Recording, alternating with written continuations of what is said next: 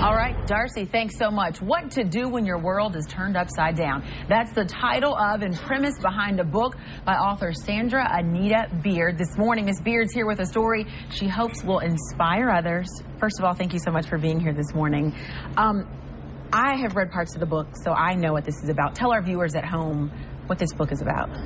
Well, pretty much, Lauren, it's about my struggle as a mom for my sanity after the sudden death of my 13-year-old son. I almost lost my mind. I went from a size 12 to size 6 in a matter of 3 months. I just struggled with insanity, and it was just a very, very hard battle for me. But by the grace of Almighty God, He kept me, He brought me back, and I just thank Him. And I'm just here to encourage other people to just hold on.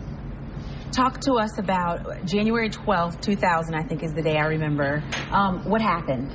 Well, I received a phone call from my ex-husband Stephen's dad, just informing me that he went to wake him up for school, and he was still warm, but he was dead.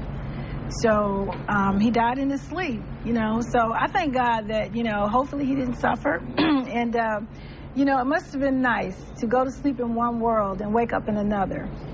What a great way to look at it. Yeah. I never thought about it like that. Absolutely. And you were 7 hours away. I know that was a part of the hard part of your struggle. What was the hardest part, though, for you?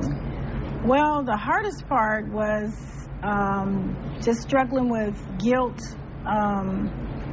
the what if, you know, because, you know, I had reached the decision to give his dad custody of him. Right. Because to me, a woman can effectively teach a little boy how to be a man. So, and financially, you know, he was, you know, financially more stable than me. Right. So I made all those decisions, you know, thinking that I made a better decision for Stephen because I did what I thought was best for him. Right.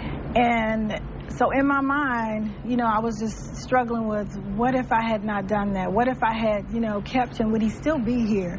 You know? So probably my biggest struggle, Lauren, was just struggling with guilt. Guilt and regret. Yes, absolutely. And so what do you say, what are your encouraging words today to someone who's lost a child or who may feel those exact same feelings that you felt? Well, pretty much, Lauren, I would tell anyone that's lost a child or a loved one to be strong in the Lord and in the power of His might. You can't do it on your own. It's going to take a whole lot of praying, a whole lot of fasting. You can't think about what could have been, but you have to thank God for what's left. You have to think on the good things.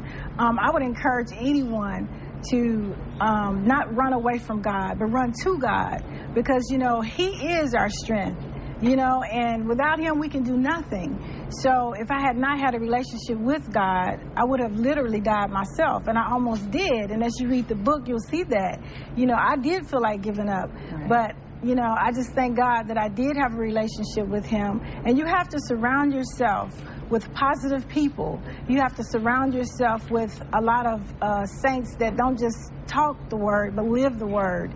And it's in this very moment that you have to live the word. Okay. Now, I know you do speaking engagements. Tell people how they can reach you, your email address. Okay. Well, you can email me at AnitaBeard at ymail.com. Okay, there it is on the bottom of the screen. And if you'd like to purchase the book, you can log on to myfoxmemphis.com. We'll link you to the site to buy the book, and it's only $12. Exactly. Thank you so much for joining us this morning. We are awaiting the president and an